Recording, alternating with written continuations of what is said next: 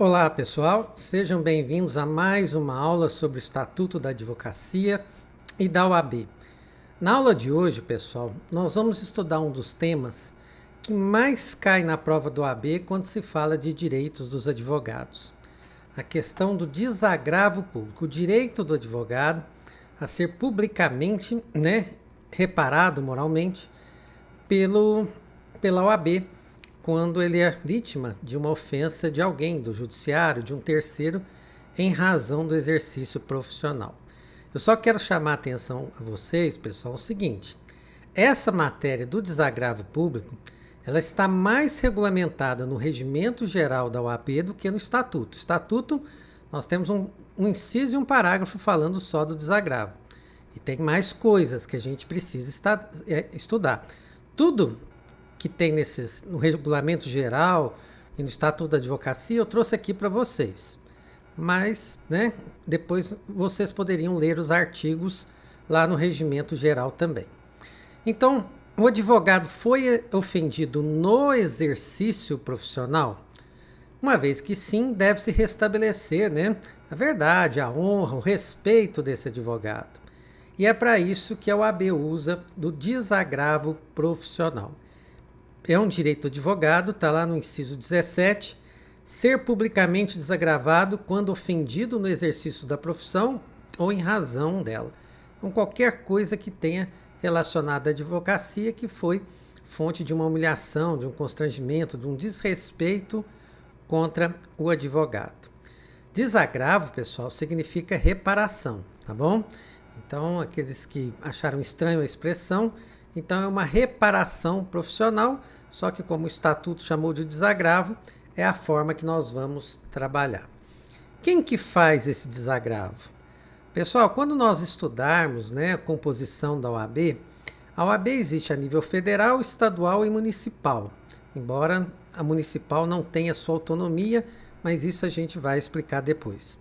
Então nós temos o Conselho Federal da OAB a nível nacional, nós temos o Conselho Seccional da OAB a nível estadual e conselhos subseccionais a nível municipal.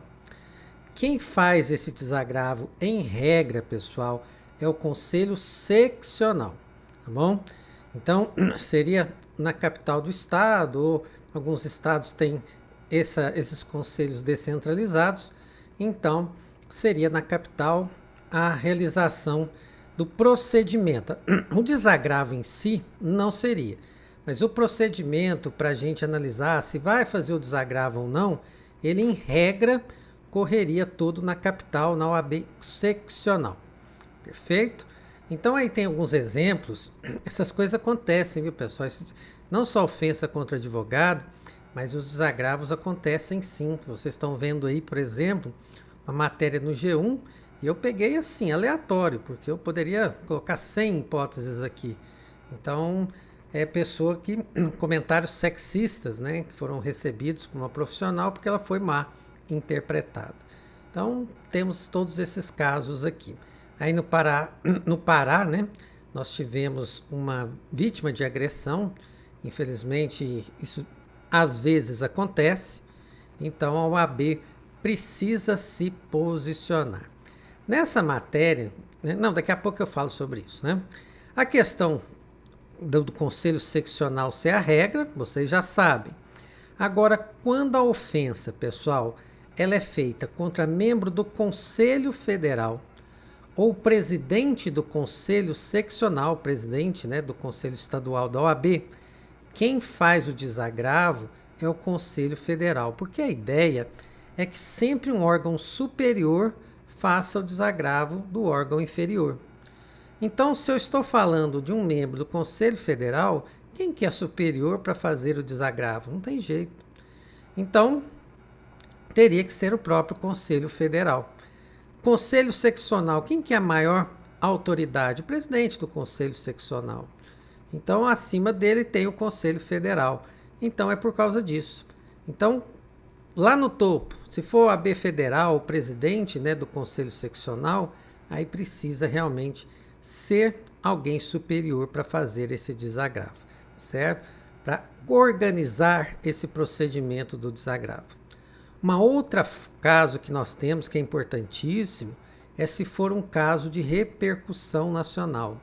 Se for um caso de repercussão nacional, pessoal, não adianta fazer o desagravo ao nível estadual.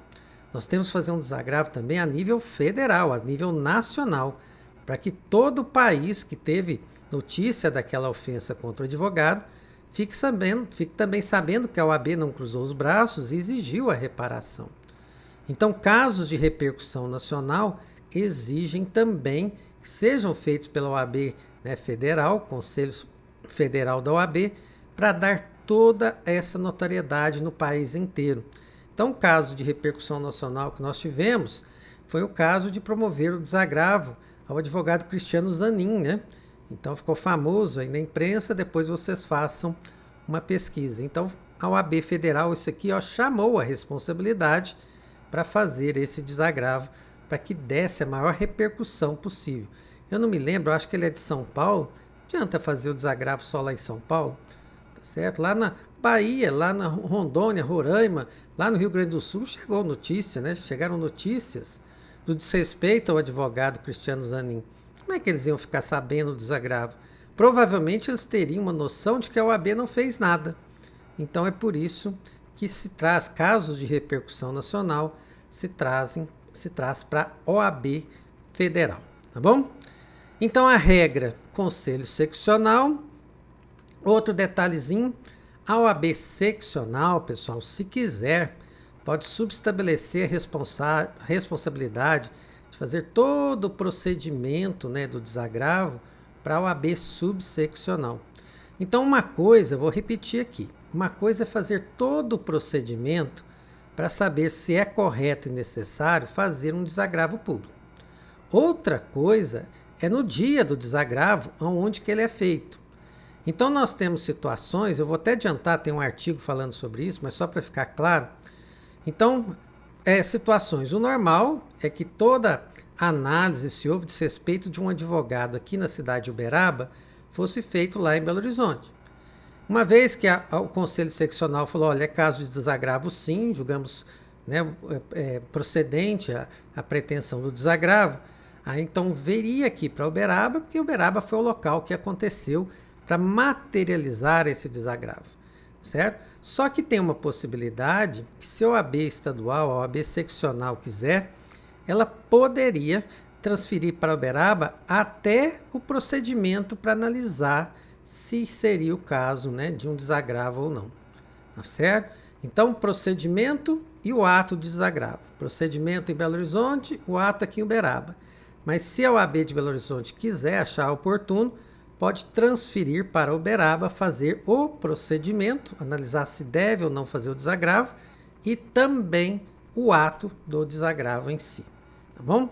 Por isso que está aí no artigo 8º, parágrafo 8º, ó, tá vendo? Pode ser promovida pela diretoria ou conselho da subseção, né? Com representação do conselho seccional. Essa representação, eu vou falar daqui a pouco, é que eles mandam representantes, tá certo? Então, tá aí essa opção que o legislador deu. Aqui, já está de cara. Sempre lembrar que a OAB superior sempre envia os representantes para o desagravo da OAB inferior. Então, no caso de um desagravo envolvendo um conselho seccional, um conselho estadual, certo? Uma OAB estadual, a OAB federal vai mandar representantes, certo? Para o ato em si do desagravo. Se eu estou falando, né, de um desagravo a ser materializado aqui na cidade de Uberaba, a OAB de Minas, de Belo Horizonte, vai enviar representante também. Então, sempre aqui, ó, o maior envia representante para o seu subalterno. Perfeito? Então, está lá no artigo 18, parágrafo 8º, também no finalzinho, essa questão de representação. Quem que pode querer o desagravo? Primeiro, a OAB de ofício, né? Já que a OAB é o órgão por excelência para preservar a advocacia, nada mais justo do que a própria OAB requerer o desagravo sempre que for necessário. Mas também o próprio ofendido. A pessoa vai lá na OAB e fala assim, olha, o juiz fez isso comigo, né? O serventuário do cartório, o promotor, o delegado de polícia, tá certo? Então, própria pessoa ofendida pode requerer a análise do desagravo. E tem também qualquer pessoa que ficar sabendo do desrespeito praticado contra um advogado pode fazer essa comunicação na OAB, tá bom? Então, praticamente todo mundo, né? A OAB de ofício, o próprio advogado que é a vítima ou qualquer outra pessoa que queira, né? Se veja o desrespeito que foi feito contra o advogado e acho por bem comunicar à OAB a respeito disso. Aqui que vem um dos pontos mais importantes. E se o ofendido não quiser? Eu bati boca com o juiz mesmo, o juiz foi grosseiro comigo, mas deixa quieto, isso ainda vai me dar dor de cabeça. Eu não queria tocar para frente esse desagravo não, OAB. Pessoal, se o ofendido não quiser, a OAB vai agir do mesmo jeito, certo? Então o desagravo pode ocorrer mesmo contra a vontade da pessoa ofendida. E sabe o que é essa razão? É isso que eu ia falar um pouquinho atrás e pulei. Razão é porque o desagravo é para restaurar o respeito do advogado? Sim, mas é para restaurar o respeito de todos nós, certo? Não é só dele que foi aquela pessoa específica a ser ofendido. Porque eu já falei isso aqui em aulas passadas e vou repetir, pessoal. Se hoje alguém ofende um advogado e ninguém faz nada, semana que vem serão 2 pessoas ofendendo. Final do mês serão 10. Daqui a um ano ninguém mais respeita a advocacia. Então, a OAB age de forma enérgica, desagravos são comuns. São comuns. Se vocês fizerem pesquisa aí na internet, vocês vão ver pessoas desrespeitando, até porque o advogado, né? O advogado é uma pessoa muito incisiva mesmo. Então, é a necessidade profissional dele. Então, ter pessoas que sabe, partem para as vias de fato, né? Agressão verbal, pessoas que extrapolam, né, o direito de simplesmente reclamar contra o advogado, nós temos muitas. Então, o desagravo é necessário, mesmo que o ofendido não queira, certo? Olha aí como é que está no artigo 18, parágrafo 9º. Não depende de concordância do ofendido, que não pode dispensá-lo. Então, não tem o que fazer, vai acontecer o desagravo, tá bom? É um critério de escolha da OAB. E quando nós estamos, chegando aqui já no finalzinho da aula, pessoal, só para vocês entenderem esse detalhe, quando nós estamos falando de conselho, né? O conselho estadual, o conselho federal, na verdade isso engloba uma diretoria e um grupo de conselheiros, certo? Existe um conselho dentro do conselho. Então existe uma diretoria e um grupo de conselheiros. Esses conselheiros são divididos em comissões, certo? Muitos conselheiros participam de comissões, outros não. Esses conselheiros aqui que ficam responsáveis por instruir os processos administrativos, nós vamos ter uma aula ainda sobre isso, certo? Eles que colhem provas, fazem audiência, né? Então, em muitos deles também participam de comissões, outros não. E tem gente que participa de comissão que também não é propriamente conselheiro. Dentre essas comissões, existe uma comissão de ética. E normalmente, pessoal, quem faz alguns julgados sobre desagravo aqui são membros da comissão de ética. Mas isso tudo vai depender de portarias, né? Como é que vamos fazer? Quem vai fazer a decisão sobre esse desagravo público? Que conselheiro seria? Seria o presidente da comissão de ética, que pode nem ser um conselheiro? Então, isso depende de cada OAB, tá certo? Então, não tem um jeito da gente fechar a questão aqui, não, e nem vai ser perguntado isso na prova de vocês, porque a gente teria que olhar legislações de estado para estado. Então, olha só, nós vamos tratar aqui, então, a diretoria e o conselho. Acredita o Roberto que seria desse conselho, entre os conselheiros responsáveis, seria algum conselheiro que seja presidente da comissão de ética ou presidente da comissão de ética, certo? Então, Roberto, explica de novo que não ficou claro. Até para mim, eu baguncei. Então, olha só, como é que nós estamos falando? Nós vamos tratar de diretoria e o conselho. Acredito eu que será no conselho, né, quem vai decidir esse desagravo será a comissão de ética, participando conselheiros ou não. Mas a lei não fala isso, pessoal. Estou falando isso por uma experiência prática que a gente tem, de ter essas questões serem decididas, né, pelo presidente da comissão de ética de cada seção ou subseção, mas a lei vai falar conselho. Só que conselho é um órgão muito grande, muito vasto, tá bom? Então vamos lá. Quando a gente tiver aulas explicando para vocês a organização da OAB, tudo isso vai ficar mais claro, certo? Então alguém entra com um pedido ou uma denúncia na diretoria sobre a ofensa contra um advogado. Como é que é o procedimento? Essa diretoria, a primeira coisa, vai analisar se é um caso de urgência e principalmente um caso que ganhou repercussão social. Se for um caso de urgência que está gerando uma repercussão muito grande, pessoal, a própria diretoria da OAB poderia decidir liminarmente o desagravo, né? Decidir liminarmente o desagravo. Decidiu o desagravo, eles já mandam lá para o conselho para falar assim, olha, decidimos aí, pode ser? E aí o conselho só dá o ok, referenda essa decisão da diretoria. Então, esses são casos em que um advogado foi desrespeitado, o negócio cai na mídia e vai rolando, e aí não dá para a gente esperar um procedimento que dura aí 60 dias. Então, tem que ser uma coisa mais urgente. Tem provas lá, a diretoria achou que está suficientemente esclarecido, dá a liminar e depois comunica ao conselho a respeito disso.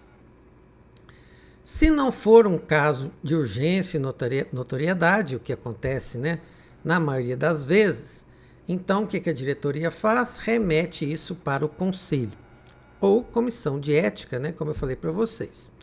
A comissão de ética mais da prática, que a gente vê, mas vamos falar o conselho, que é o que está no nosso estatuto. Então remete isso para o conselho e aí o conselho nomeia um relator. O que esse relator vai fazer?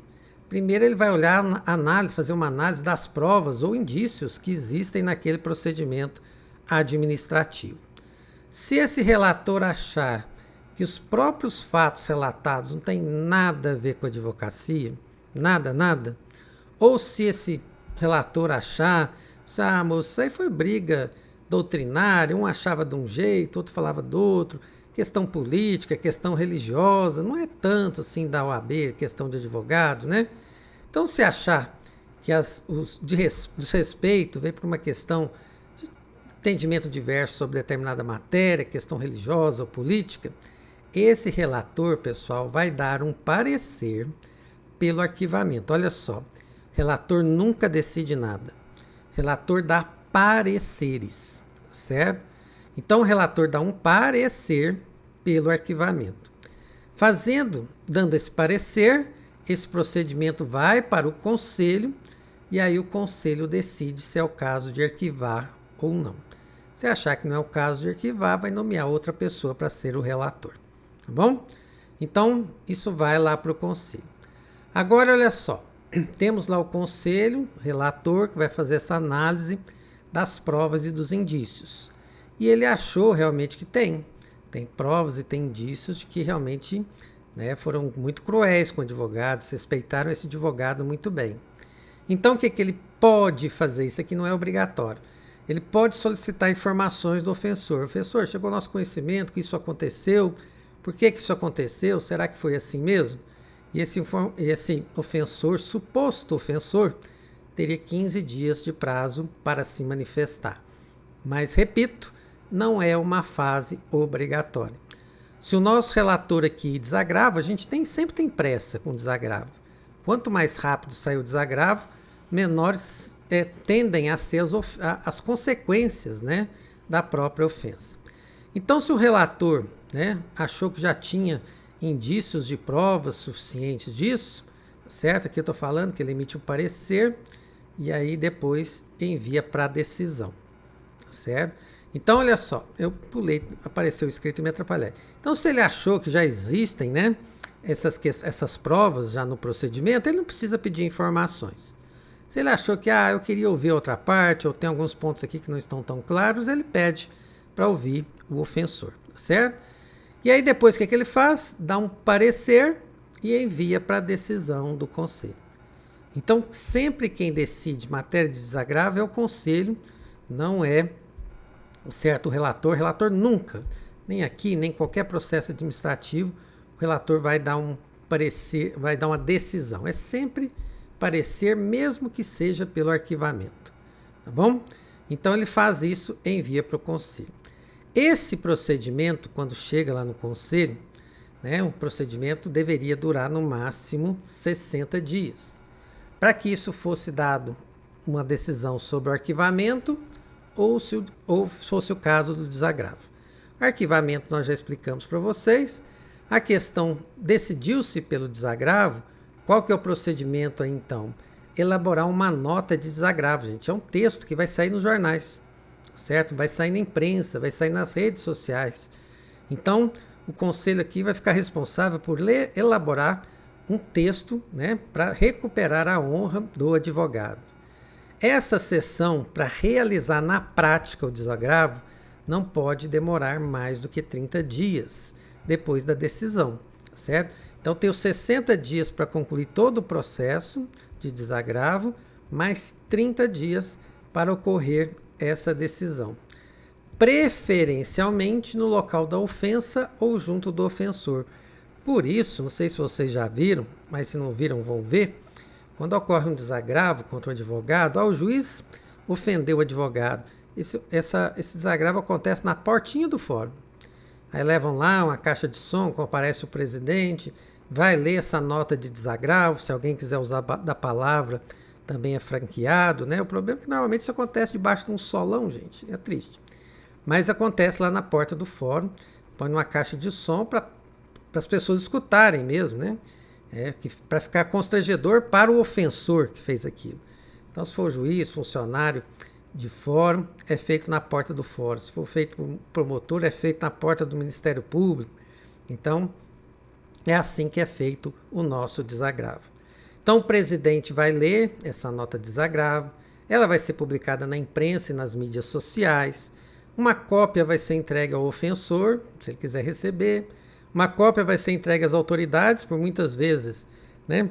Isso pode sujeitar o ofensor a um processo criminal ou administrativo e é registrada lá na OAB. A OAB tem um livro de ataques, né? Não é de ataques, agora fugiu a palavra.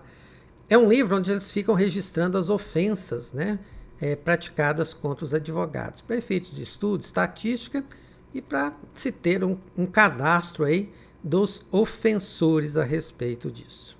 Certinho? Eu não coloquei nessa parte aqui artigos, mas se vocês quiserem conferir todas as informações descritas nessa minha fala, artigo 7º, inciso 17 e o parágrafo 5º do Estatuto da OAB e os artigos 18 e 19 do Regimento Geral da OAB. Esses artigos 18 e 19 são longos, vocês vão ver, tem vários parágrafos e incisos aí, mas eu fiz uma síntese para vocês do que está lá. Tá bom? Pessoal, vou encerrar correndo aqui, me desculpa pela demora, pela aula extensa, mas é que essa é uma matéria que merece toda a nossa atenção, porque a OAB gosta de cobrar. Tá bom? Um grande abraço para vocês.